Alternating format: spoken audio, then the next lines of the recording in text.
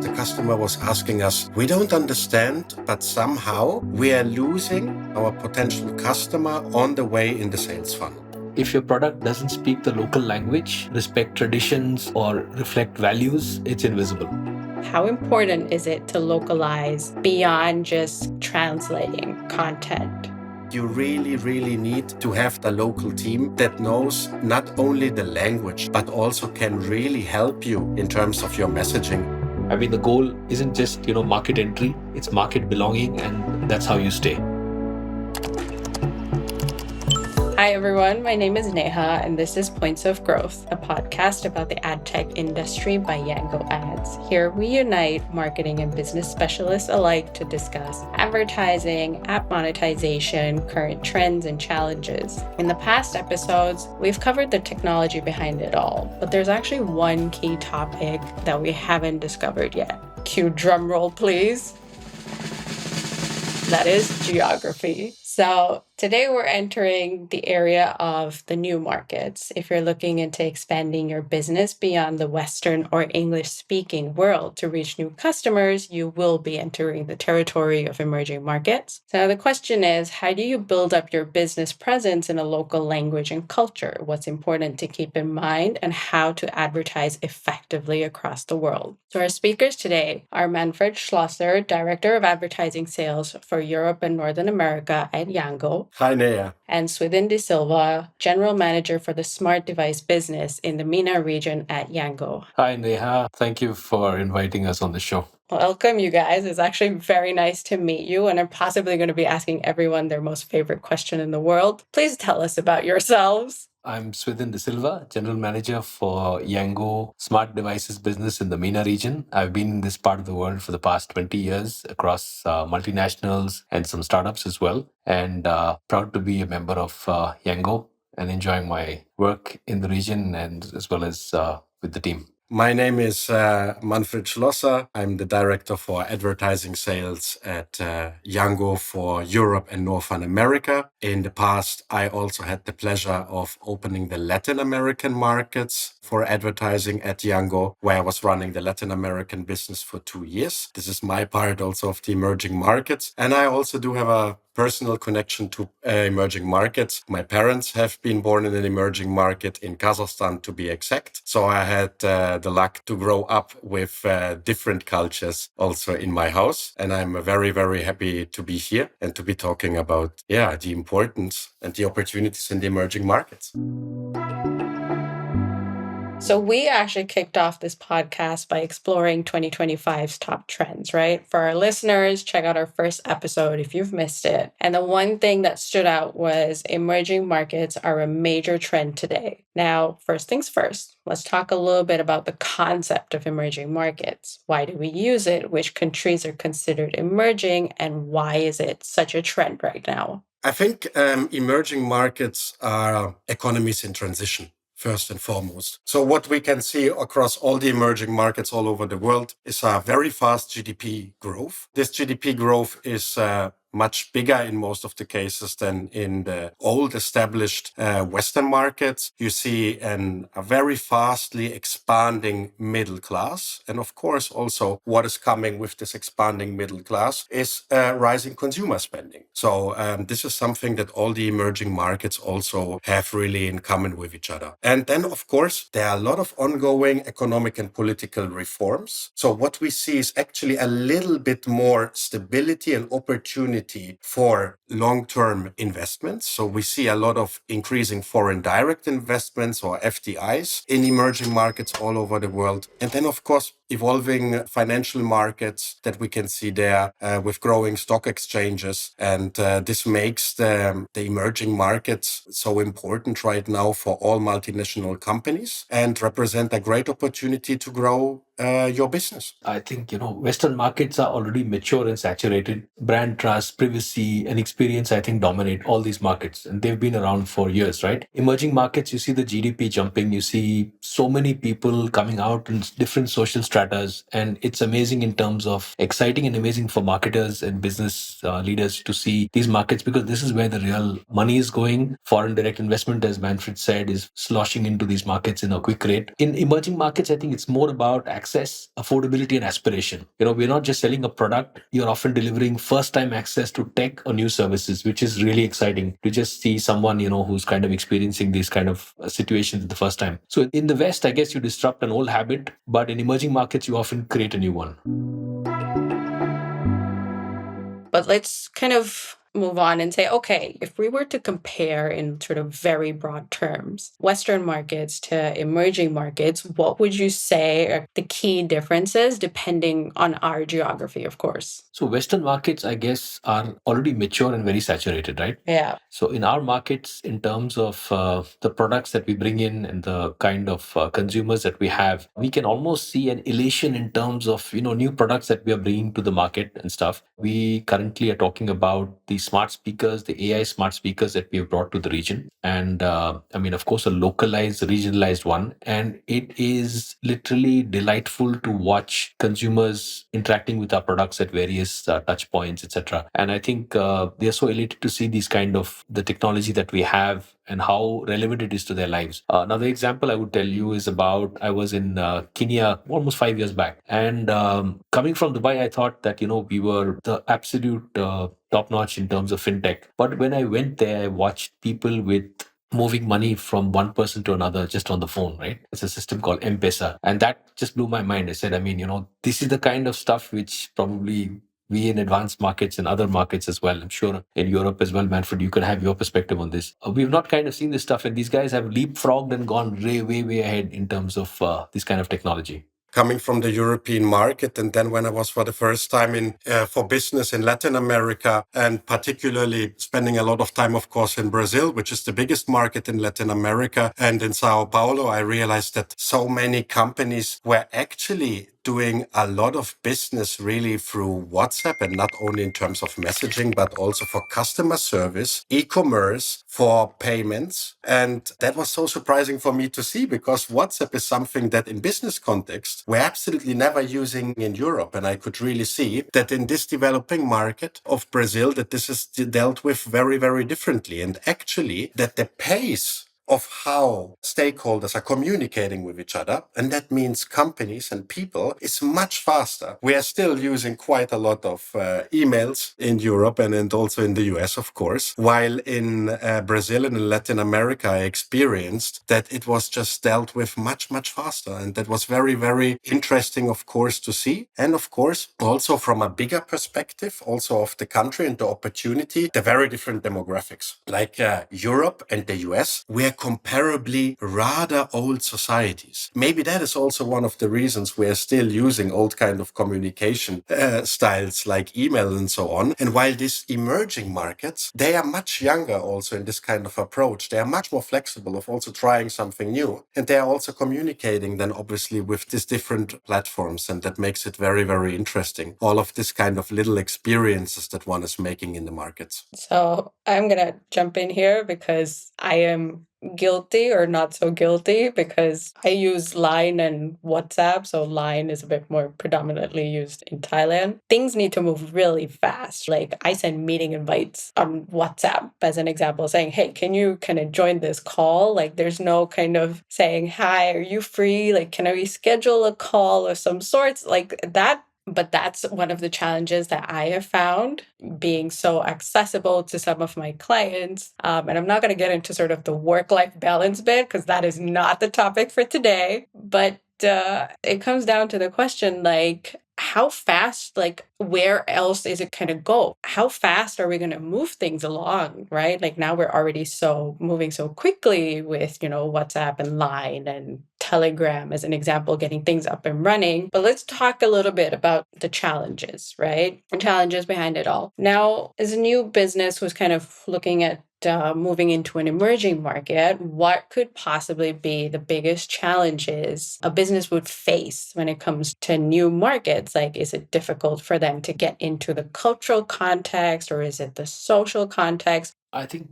the biggest challenge is assuming that global success equals to local fit. So I think all of us will agree that culture eats strategy for breakfast any day. If your product doesn't speak the local language, respect traditions, or reflect values, it's invisible. I mean, it's not about localization, it's about cultural integration. Without empathy, our tech is just noise. So, I'll give you a very clear example of what happened when we were launching our a smart device business in the MENA region. I remember it vividly because I was, in fact, at a resort in Bali and we were taking this call, coming back to calls, right? Cross functional teams across so many regions.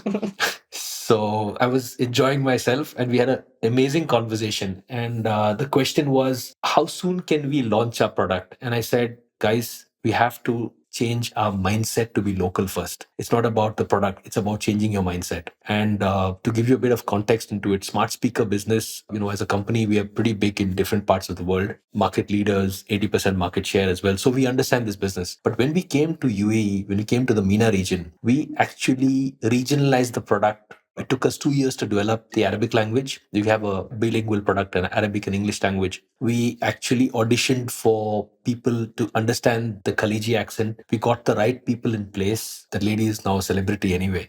We had linguists and professors working on the language for 2 years, and amazing amount of money spent just to regionalize the product to make it culturally relevant, to understand what is iftar, what is Ramadan, what is the Islamic scenarios, and so many other points. And then finally, after doing several researches into the name, what will appeal to people, maximum amount of people, we came out with the name Yasmina by Yango, and finally we launched. So that gives you one scenario about localization. I fully agree with Swithin that localization is extremely important for your success. I very vividly actually remember a case of a Italian fashion brand expanding into Central Asia. And it's actually, by the way, a very well-known brand. And we were actually comparing back then their advertising in the Italian market with the advertising that they're actually doing in Central Asia. And we were really wondering because the customer was asking us, we don't understand, but somehow we are losing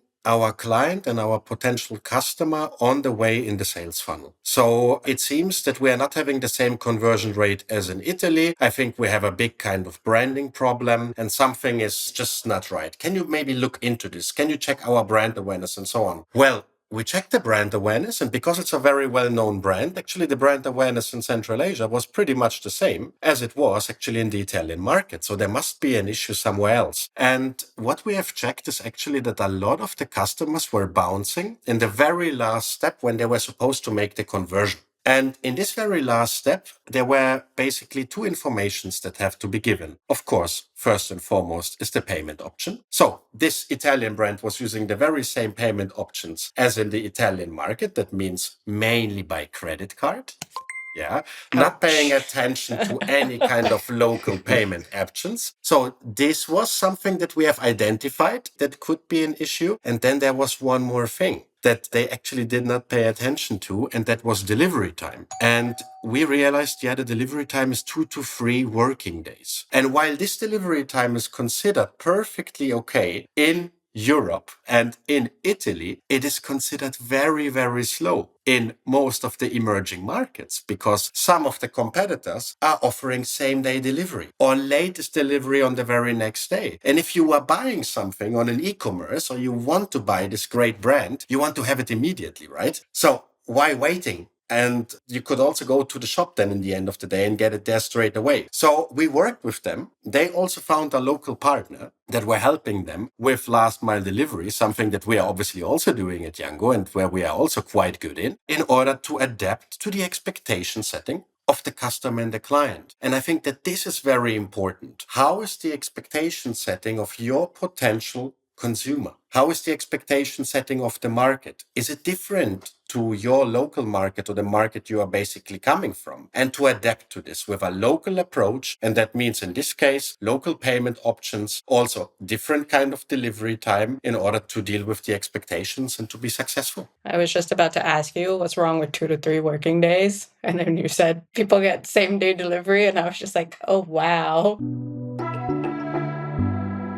Okay, let's talk platforms, right? So, are there any platform specific trends like WeChat in China, Telegram in Russia, or TikTok in Southeast Asia? How do kind of businesses navigate challenges like different regulations, ad formats, or like I mentioned, payment methods? So I think in terms of platforms, if we just look at Amazon and Noon, for example, and coming back to your point about delivery, Neha, you should come and take a look at what's happening here. We have 15-minute delivery, we have 45-minute delivery, absolutely, for certain products. And we work closely with both the big boys, that's Noon and Amazon. And of course, if your product reaches a certain level of interest in the consumers, and they're watching add to cart, and of course your purchases and ultimately sales, then you automatically get on to the faster delivery methods like 15-minute and 45 minutes. So that's like one case in point. Wow, 15-minute delivery.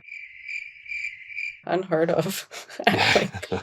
It's what also I can fully agree with what also Swithin said in his case, also with Amazon in Latin America. I realized it, of course, with the e-commerce giant there, which is Mercado Libre, Yeah. the dominating e-commerce platform in Argentina, Brazil, and Mexico. And when you're also doing business with those guys, you obviously also have to adapt a little bit with the ad systems and with the logistics. That is, they're called Mercado Envios. So let me tell you why it is kind of important to also kind of acknowledge and to understand and to adapt. Back then, when we were also coming to the market, we of course had a feature in our advertising that is called geo-targeting. So basically you can say, my consumer is sitting in Sao Paulo, is sitting in Rio de Janeiro, is sitting in Buenos Aires, but it's not really sitting in the rural areas of the country. We want to make sure that we are targeting our advertising in those cities. And we said, sure thing, we put attention to this. This is something we knew, of course, also from other markets like in Europe and the US. And we were absolutely able to provide this opportunity. But then we were going a layer further, especially also when working with the big kind of e-commerce players like Mercado Libre. They said, yeah, guys, it's great that we can also target here a specific city, let's say Rio de Janeiro, but we need to get a little bit closer to that. We need to be able to include or exclude specific regions in the city. So specific, basically, postcodes, and basically to be able to draw it on the map what we want to include and exclude. And I was asking the guys, can you explain me why is that? And they told me, literally in this meeting, Manfred, have you ever been to a favela?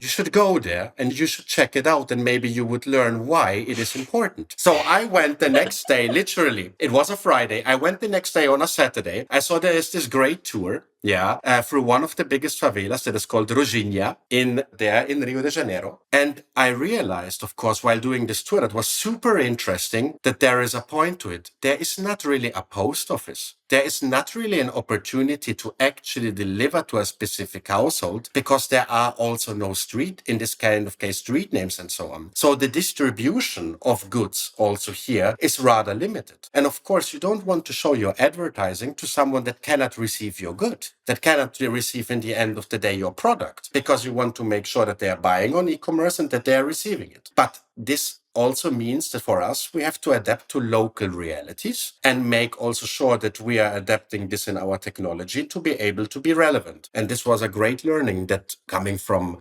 doing business before that in Europe or in the US, I was simply not aware of. Wow. Actually, you remind me of a recent case we were talking to a restaurant and they said, oh, we want to target people within like 10, 15 kilometers of the miles of the restaurant. But we're just like, why? And they're like, nobody's going to travel over 30 kilometers to come in kind of eat at our restaurant, right? Like, I don't know if either of you have been to Bangkok, but our traffic is horrendous. And for someone to kind of make that journey, they were just like, that's not going to happen. So we kind of need people from around the area who'd be like, okay, this restaurant is not too far away. I can get there within like 15, 20 minutes. I'll do it. So my next question to both of you is, how important is it to localize beyond just translating content, right? What mistakes do you think companies make when they're attempting to localize their brand or their messaging? Right. I think more often than not, they confuse translation with localization. So culture, context, consumer behavior, they often ignored. And case in point I want to make is case study by itself is Uber's entry into the MENA region, right? In 2017, they were flushed with funds. Their valuation was skyrocketing. They came in with bags full of marketing money and spent it across the region, billboards, you name it. And what they didn't do is they didn't regionalize, localize. Kareem, which was the local player out here, you can see by the name also, it's a very Middle Eastern name. They had local teams, they had local call centers, the Arabic and English language both in their UI and stuff like that. And the key difference is that Kareem understood that in that time, people did not want to use credit cards. But Uber, obviously, the card was most important. So they tried their level best. And in 3 years' time, they realized it wasn't happening. Kareem was still the leader. They spent $3.2 billion. They bought out Kareem. Absolutely. And Kareem is still the dominating player. They remain the brand itself, which is running. Uber also runs in the UAE, but Kareem is the dominant player, and I think a strong runner compared to much stronger in terms of the business compared to Uber. So I think you can't copy and paste relevance. I fully agree with Swithin. Let me just add here. Also, when we think about big digital platforms, advertising platforms, and also apps, let's take TikTok. Obviously, we're talking about a global player, right? But they also, as a technology company, their algorithm is working differently in each and every single market. And that means that technology is actually adapting. We are also doing the very, very same when we are, of course, working with these partners. We understand we have to adapt also our technology to the local market. And that means also that we need to adapt in this kind of case also our algorithms in terms of advertising of how are these algorithms triggered, because algorithm has to work differently in Argentina or in Brazil in comparison to Germany and France. And I think that this is very important, that also technological players are adapting. And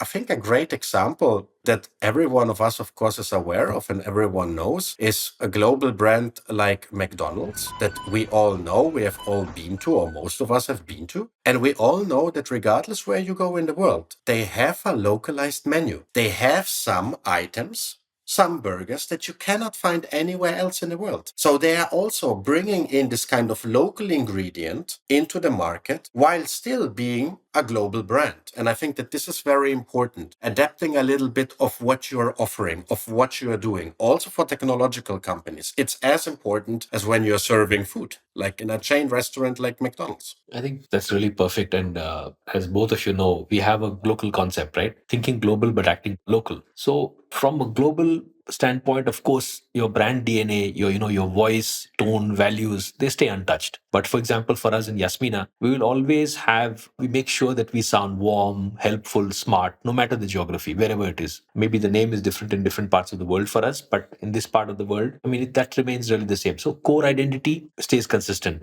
Core structure, and we call it the love quotient and empathy factor, which is always there. Local user experiences, for example, interface behavior should feel similar to people when they go any part of the world. We have people coming back from other regions and they see the product, and because we spend a lot of time, a lot of effort, we had people design the product which from the top tech companies in the world. So the kind of look and feel is the same, but of course, local use cases are going to be different in each of our, the markets that we operate in. So, for example, if you're launching in Dubai and not partnering with Noon or Carrefour or Etisalat, you're basically invisible.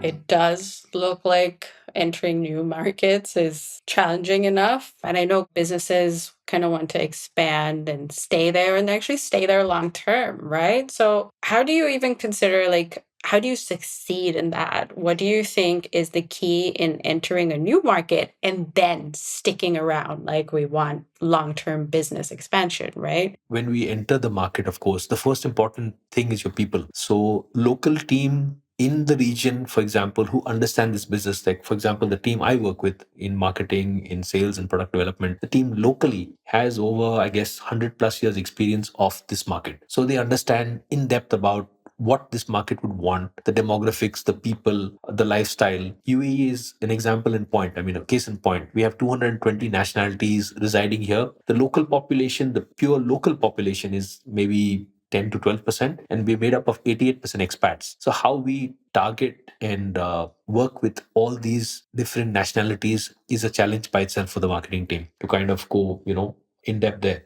And then the collaborations that we have. Of course, distribution, when you talk about local distribution, it's the model itself is known worldwide, right? You have a master distributor, you have sub distributors in each market, and then you have the retailers. But we as a brand, we actually interact with all levels to make sure that our presence is there. The look and feel is very, very well understood by each and every part of the whole operation. Social media influencers, we using, I'll give you a case in point. We used a social media influencer who works, and her specific target is the upper echelons of the Arabic community. So she went across and she did a brilliant post for us that resonated with the CEO of a top really big company. And the same CEO had gone to Virgin Megastores, experienced the product, and she said, "This is the product which I want to incorporate into our business and take it across GCC level." So that's just to give you a case in point. You mentioned one thing where I'm also fully aligned. Yet again, people, really, local people that understand the market are absolute key. And I also have to say then really bringing these people on. So the hiring process actually of people when you are entering a new market is absolutely crucial. You should spend the time sitting together really with your HR representatives and finding a good strategy to find the people that you actually need to bring basically your strategy alive. Because without the local expertise and without the local people, you stand no chance from my point of view. Like you really, really need to have this local insights and a local team that knows not only the language, not only the culture, but also can really help you in terms of your messaging, in terms of your marketing, and also in adaptation of your strategy. I think there are many, many cases where international companies that were highly successful in their domestic markets copy pasted their approach, and they were quite surprised that it didn't work. I have a vivid experience when I was very young. I was like 12 or 13 years old. And everyone was quite excited back then in Germany because Walmart from the US came to the German market. So we were all basically coming in, and Walmart has copy and pasted their approach. So it's literally this American style retail strategy. And what it includes, of course, is kind of overly cheerful greeters, a begging service. But however, that didn't really resonate very well with German shoppers because they found it super unnecessary and invasive.